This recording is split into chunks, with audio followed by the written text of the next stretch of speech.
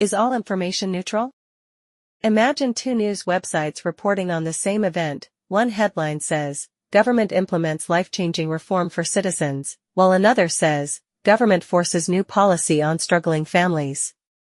Both articles are about the same event, but the wording makes them sound completely different. This is an example of bias in reporting, when information is presented in a way that influences how we think about a topic. Bias exists in many forms, from news articles to social media posts, and even in the way we tell personal stories. Understanding bias doesn't mean rejecting all information, it means learning to recognize different perspectives and making informed decisions. In this lesson, we'll explore what bias is, why it happens, and how to spot it in media and content creation. What is bias in reporting? Bias is the tendency to present information in a way that favors one side, idea, or group over another. In media and content creation, bias can shape the way facts are selected, framed, or interpreted.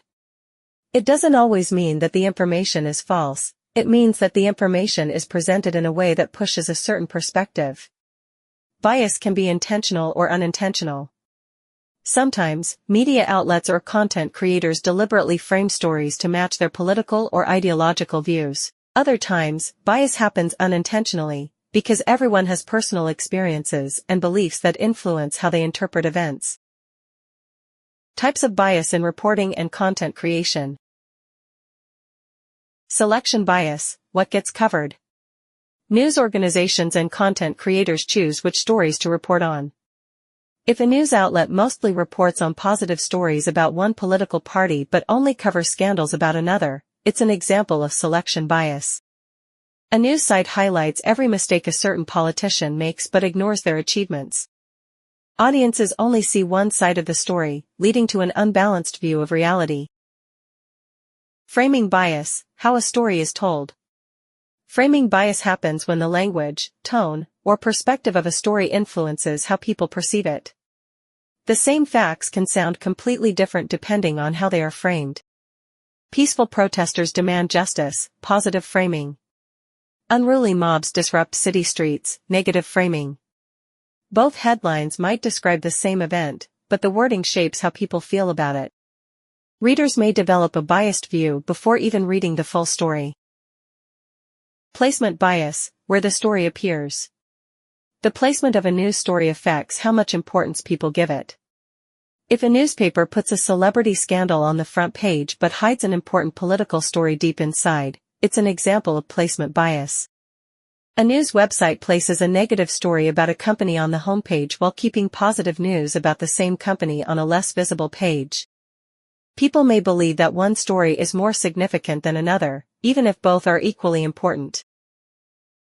Confirmation bias, seeing what we want to see.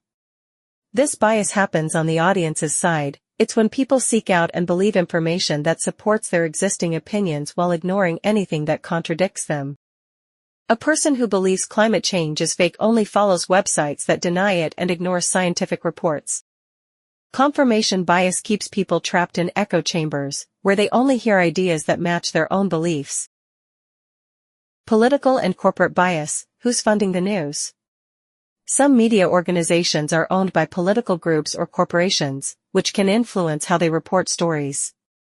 A company that funds a news channel might expect positive coverage in return.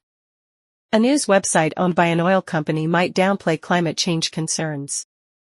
The audience may not get an unbiased perspective on important issues. How to spot bias in reporting and content creation. Understanding bias helps you think critically about the media you consume. Here are some strategies to identify bias. Compare multiple sources, check how different outlets cover the same story. If one report sounds extreme, see what others say. Look at the language used. Are words like shocking, disastrous, or amazing being used to influence emotions? Check the headlines. Sensationalist or emotionally charged headlines may signal bias. Consider the source. Who owns the media outlet? Does the author have a known bias? Ask, what's missing? If a report only covers one side of a debate, look for another that presents opposing views. Becoming a smarter media consumer. Bias is everywhere, it's in news articles, social media posts, and even in personal conversations. But by recognizing it, you take control of how you understand the world. Instead of being influenced by someone else's perspective, you can think critically, seek multiple viewpoints, and form your own well-informed opinions. Next time you read a news story, pause and ask yourself, who wrote this? How is the story framed? What's missing from this report? Is this source influenced by political or financial interests? The more you practice spotting bias, the better you'll become at separating fact from manipulation, and that makes you a truly informed citizen.